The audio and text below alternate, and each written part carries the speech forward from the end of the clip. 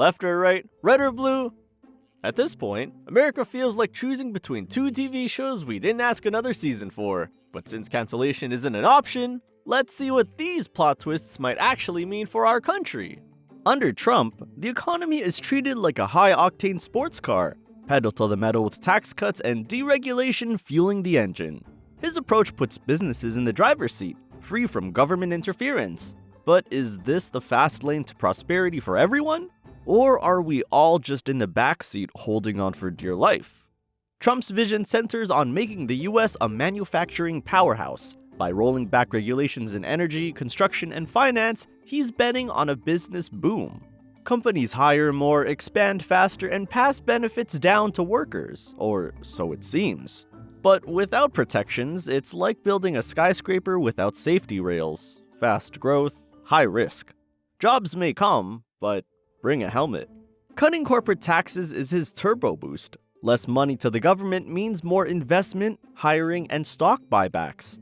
Wall Street pops champagne, but Main Street? Not so much. Higher corporate profits don't always trickle down. It's like showing up to a pizza party only to find out the pepperoni went to the VIP table. Trump's plan to bring manufacturing back sounds great, but in a globalized economy, it's a tug of war with higher costs. That cheaper flat-screen TV, wishful thinking. It's a balance between jobs and rising prices, like juggling while riding a unicycle. His stock market success boosts 401ks and portfolios, but a booming stock market doesn't mean a booming job market. Those without investments feel like they're missing out on the party, hearing fireworks but not invited to celebrate. Growth, yes, but is everyone on the guest list? Trump's economy speeds up growth, but with increased risks. When the brakes are off, it's not just businesses thriving. Imbalances rise, leaving some Americans struggling to keep up. Kamala Harris takes a different route, focused on workers first, with businesses adjusting to changes. Her vision is less about rapid growth and more about sustainable, equitable progress. But will this be as smooth as it sounds, or are we in for some bumps? The $15 minimum wage is a key part of Harris's strategy. For millions scraping by, it's an economic lifeline, boosting spending and local economies. But small businesses might feel the pinch, with prices or jobs taking the hit. Your paycheck grows, but so does the price of your burger. That extra $3 an hour, suddenly it doesn't stretch as far when your burger comes with a side of how much? Harris wants to empower workers by strengthening unions, giving them a fairer share of the pie. But higher labor costs could mean more robots and fewer jobs. Automation is real, and robots don't need lunch breaks. Her tax plan targets the wealthy and corporations, funding programs like healthcare and education. But higher taxes may slow down expansion, leading to cutbacks or outsourcing. It's like trying to fill a pool while the water drains out. Harris's economy is about fairness and reducing inequality, but the road to economic equity may have bumps, higher prices, fewer jobs, and slower growth. The bigger question, will the worker boost keep things moving, or are we in for a stall?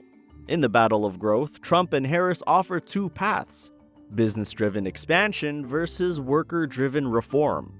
Both come with trade-offs, but which one will take America where everyone can enjoy the ride? Housing. Kamala Harris is betting on big direct government intervention to solve the housing crisis. From rent controls to first-time buyer assistance, her plan is to make housing more affordable across the board. But can the government really fix a problem this big, or are we just adding more bricks to an already towering problem? Harris's housing strategy centers on addressing the shortage head-on with a bold promise to build 3 million new homes. It's a straightforward solution. More houses means more affordable prices, right? Well, not so fast.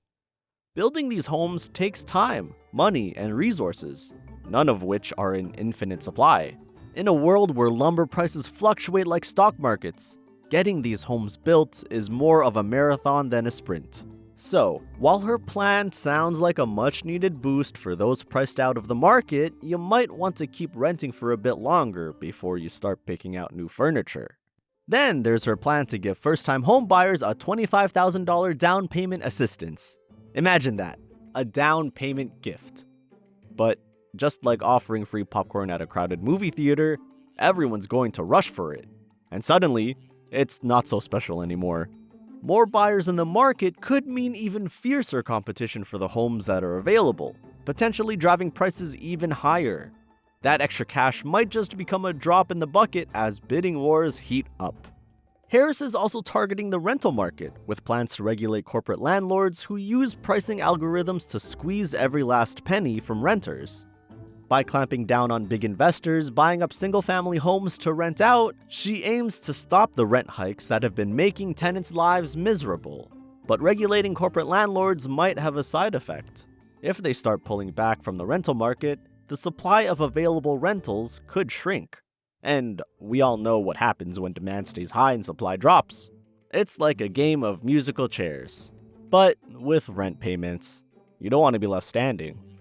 Harris's housing plan is bold, but it comes with no shortage of challenges. Between high material costs, delayed construction timelines, and the unpredictability of market responses, it's going to take more than a government green light to solve the housing crisis. It's about finding a balance between building enough homes and keeping them affordable, all while ensuring the market doesn't tip too far in any one direction. For Donald Trump, the housing market is one big opportunity, and the solution is simple. Let the free market do its thing. His plan? Cut the red tape, unleash the builders, and let supply and demand sort out the rest. But will this approach really help everyday Americans, or just add more penthouses to the skyline? Trump's housing policy focuses on deregulation. By cutting back on zoning laws and loosening building restrictions, he hopes to encourage developers to build more homes, which should, in theory, bring prices down. It's like telling developers, the sky's the limit. But here's the twist. Without regulations pushing for affordable housing, many of these new developments might cater to high-end buyers, leaving middle and low-income families out in the cold. Sure, there might be more houses, but if they're all luxury condos, that doesn't exactly help the average homebuyer. It's like adding more chairs to a party, but only for the VIP guests.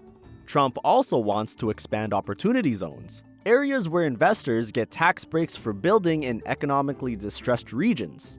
On paper, this sounds like a win-win. More homes and revitalized neighborhoods. But there's a downside. These zones can lead to gentrification, where property values shoot up, pushing out longtime residents who can no longer afford the rent or the rising taxes. It's like giving a neighborhood a makeover, only to find out the original tenants can't afford to stay and enjoy it. The free market, in Trump's view, is the best way to tackle housing. Reduce government interference and let developers do what they do best. But the risk is that the houses being built may not align with what everyday Americans actually need.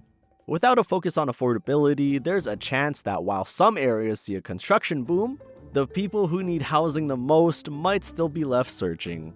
When it comes to housing, Kamala Harris and Donald Trump offer two starkly different approaches. Harris leans on government intervention to create affordable housing and protect renters, while Trump believes cutting red tape will unleash the market to meet the demand.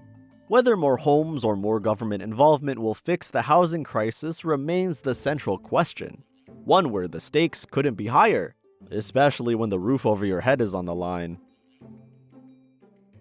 Healthcare. If you've ever felt like navigating healthcare is like trying to solve a Rubik's Cube blindfolded, Trump's plan is like taking off the blindfold, but the cube's still scrambled.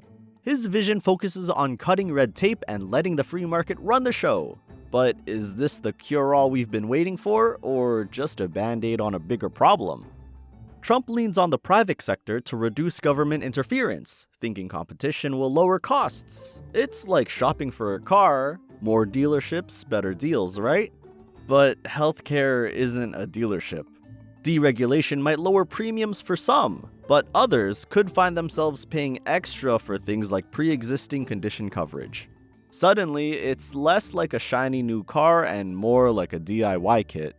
Health savings accounts, or HSAs, are another big part of Trump's plan. Great for those who can save up. But for paycheck-to-paycheck Americans, an HSA feels about as useful as a luxury spa coupon. Trump's push to lower drug prices sounds good. Finally, haggling at the pharmacy. But Big Pharma doesn't give discounts out of kindness. Drug companies may cut back on R&D, leaving that miracle pill stuck in development purgatory. His healthcare plan relies on competition driving innovation and lower costs, but essential services could end up bundled like premium cable packages. Want the good stuff? That's an extra subscription. If Trump's healthcare plan feels like a trip to the auto lot, Harris's vision is more like a government-sponsored tune-up for everyone, whether you're driving a luxury sedan or a rusted-out clunker. Her approach? More government involvement, more people covered. But is the system ready for the overhaul? Harris's big ticket is expanding Medicare. If you're under 65 and not covered, you might soon be. It's like a first-class upgrade, except everyone's getting it, so the cabin might get crowded. Expanding Medicare sounds great, but it could mean longer waits and fewer doctors willing to take Medicare patients. Think budget airline blankets, stretched thin. She also plans to take on Big Pharma, pushing the government to negotiate drug prices directly. But drug companies might shift costs elsewhere. It's like plugging one hole in a sinking boat. Just hope another doesn't spring up. Universal healthcare is Harris's holy grail. Everyone covered from gig workers to freelancers. But the cost isn't just financial. Taxes on the wealthy will rise to fund it, but expanding coverage to millions could clog the system with red tape. It's like adding lanes to a highway without expanding the exits. More cars, more traffic jams. Private insurance? Harris's plan could squeeze it out, leaving fewer choices. It's like an all-you-can-eat buffet, great for some, but if you like a la carte, you might feel boxed in. Harris's healthcare plan is about leveling the playing field, but more coverage means more costs. Sure, more people might have access, but the system could buckle under the weight of new passengers. Trump prescribes market-driven competition, while Harris pushes for a government-backed cure. Will a free market approach lower costs, or is the government the key to making sure everyone gets a seat at the healthcare table? Taxes. For Trump, taxes are like weeds in a garden.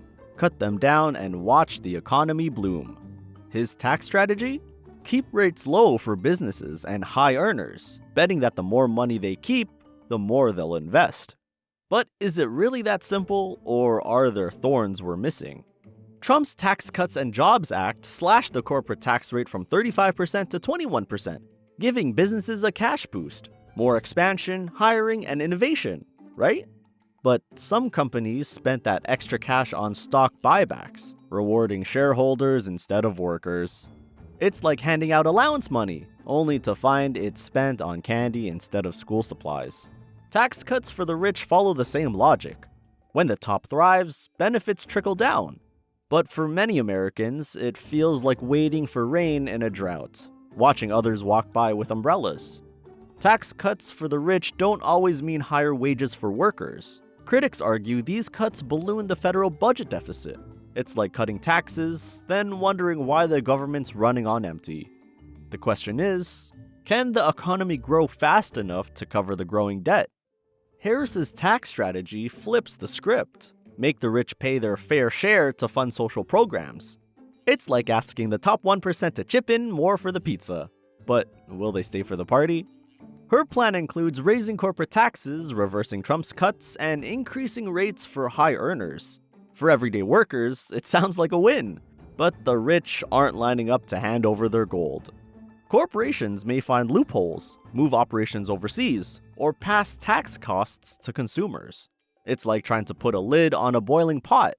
The steam escapes somewhere.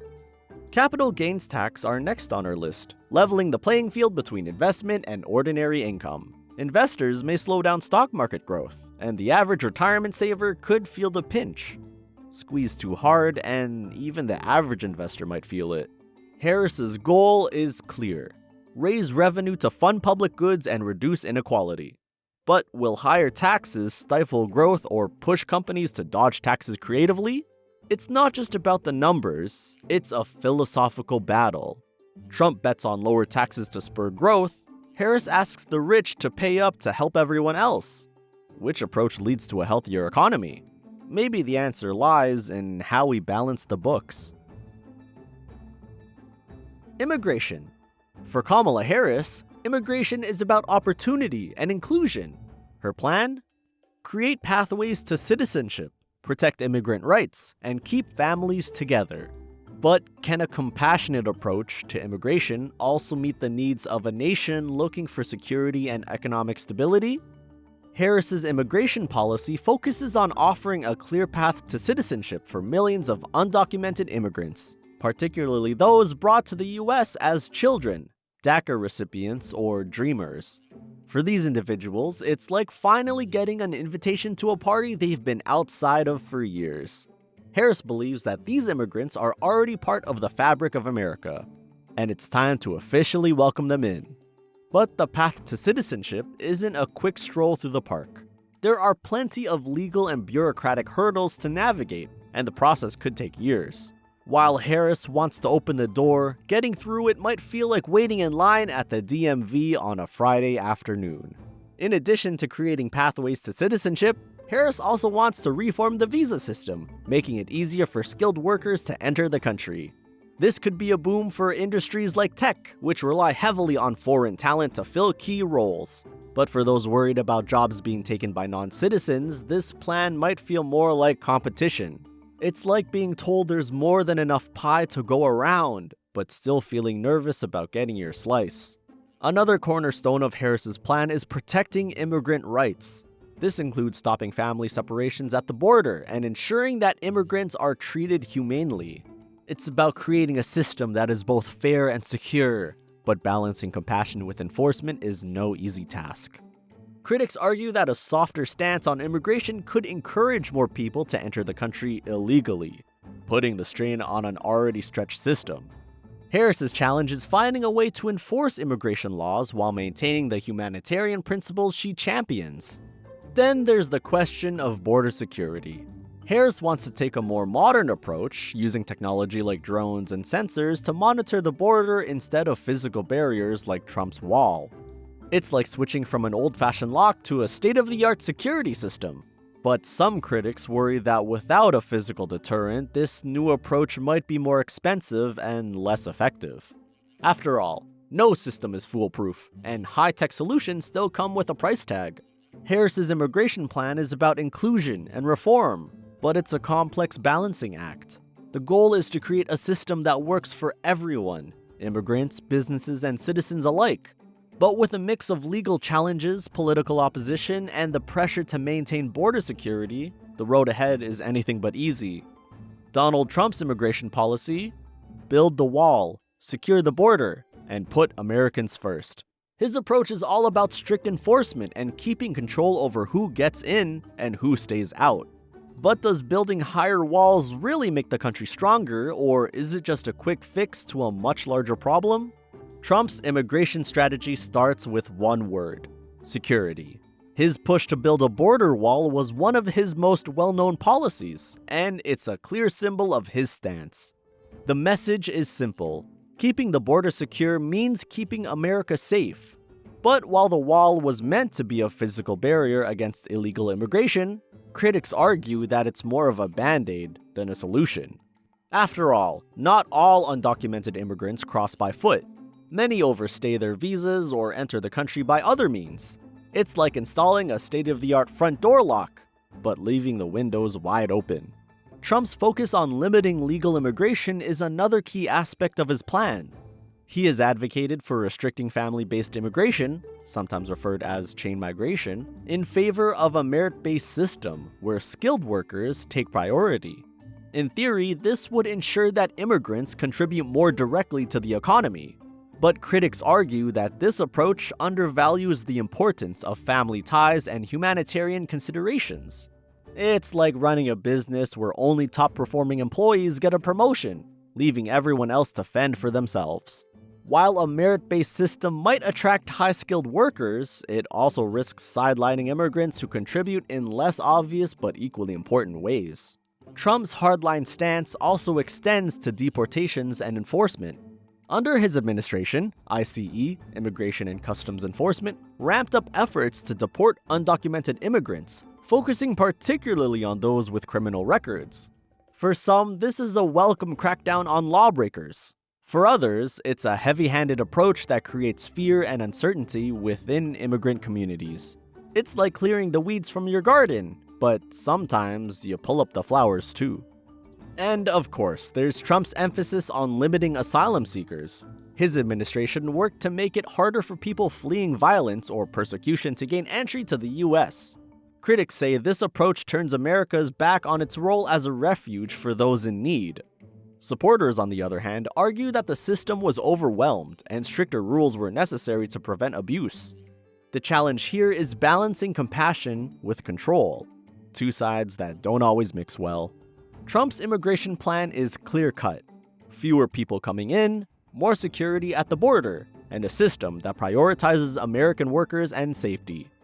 But the big question remains, does closing the door really solve the problem, or does it just keep kicking the can down the road? On immigration, Kamala Harris and Donald Trump present two drastically different visions. Harris seeks to reform the system, offering pathways to citizenship and protecting immigrant rights, while Trump focuses on enforcement, border security, and limiting legal immigration. The real challenge for America lies in striking a balance between compassion and control. How can we welcome newcomers while maintaining the security and stability the country needs? Climate and energy. For Kamala Harris, climate change isn't just a policy issue, it's a full-on mission. Her vision for the future of America's energy landscape? A green revolution that not only saves the planet, but also transforms the economy along the way. But can America really go green without leaving some jobs and wallets in the red? Harris's climate plan revolves around massive investments in renewable energy, aiming to make the US a leader in solar, wind, and electric vehicles. Think of it as a national overhaul where fossil fuels are gradually phased out in favor of greener alternatives. For workers in renewable energy, this could be like getting a golden ticket: millions of new jobs, more opportunities, and a cleaner planet to boot. But if you're in the coal or oil industry, Harris's plan might feel more like getting an eviction notice. The transition from fossil fuels to clean energy won't happen overnight, and not everyone's going to make that leap from drilling rigs to wind turbines smoothly. It's like being asked to switch from driving a stick shift to a self-driving car. There's a learning curve, and not everyone's ready for it. Her ambitious goals also include net zero emissions by 2050 and significant government spending to get there.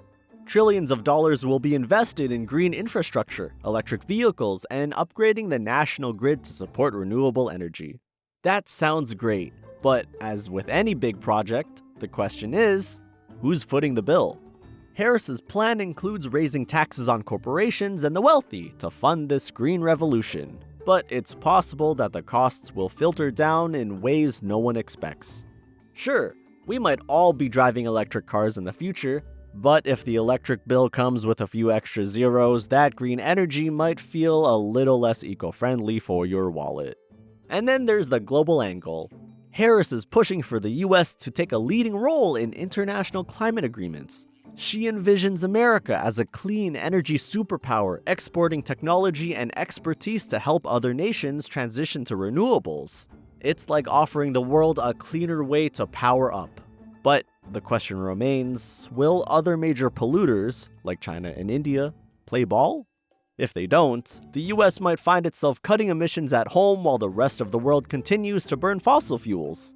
It's like showing up for a group project and realizing you're the only one doing the work. In short, Harris's climate plan is nothing if not ambitious, and it promises big changes for the energy sector. But as with any major shift, there's a risk that the costs, both financial and social, could be higher than expected. The challenge lies in whether the country can go green without leaving certain industries and workers behind. Donald Trump's approach to climate and energy is simple: drill, baby, drill. His plan is all about energy independence, and that means leaning heavily on fossil fuels like oil and gas. For Trump, the future of American energy isn't solar panels and wind farms. It's pipelines and power plants. But is this a sustainable path, or are we burning through resources faster than we can replace them? Trump's energy policy is built on the idea of making the US energy independent. By ramping up oil and gas production and rolling back environmental regulations, his administration envisions a future where the US isn't dependent on foreign oil. This sounds great for anyone in the fossil fuel industry. More jobs, more production, and lower energy costs. But for those concerned about climate change, it's like watching someone throw kindling on a fire that's already burning out of control. While gas prices might drop at the pump, the long-term environmental costs could be a different story. Trump argues that the US should take advantage of its abundant natural resources rather than letting them sit idle. His administration supported fracking and offshore drilling, claiming that more domestic production leads to lower energy prices for consumers. And in the short term, that's true. Cheap energy is great for the economy, but as the rest of the world shifts towards renewables, the US could find itself increasingly isolated. It's like showing up to a party dressed for the wrong decade. Everyone's talking solar panels, and you're still rocking coal mines. Another key piece of Trump's strategy is deregulation. Environmental rules that limit fossil fuel production? Gone. The goal is to remove what he sees as unnecessary barriers to energy growth. But cutting those regulations comes with risks. While businesses might see fewer hurdles, the environmental impacts, from increased carbon emissions to the potential for oil spills, could outweigh the economic gains. It's like cutting corners on a construction project. You get the job done faster, but the cracks start to show later on. Trump's energy strategy is about playing to the United States' strengths: oil, gas, and coal. But as the world moves toward cleaner energy, the question is whether this strategy will keep the US competitive in the long run. Fossil fuels might power the economy today, but tomorrow's economy could be built on renewables. The risk is that while the US drills deeper, the rest of the world could be moving on. When it comes to climate and energy, Kamala Harris and Donald Trump couldn't be further apart. Harris envisions a green revolution with renewables and sustainability at the heart of the US economy. Trump, meanwhile, believes in energy dependence through fossil fuels, banking on the country's natural resources to keep costs low. The challenge for both is clear. Which path will keep the lights on without breaking the bank? Or the planet? If you enjoyed this video, make sure to like, subscribe, and hit that notification bell for more insights on how policies shape our economy and lives. This is just a humble analysis, no bias, just a breakdown of the possibilities. Let me know your thoughts in the comments. Thanks for watching.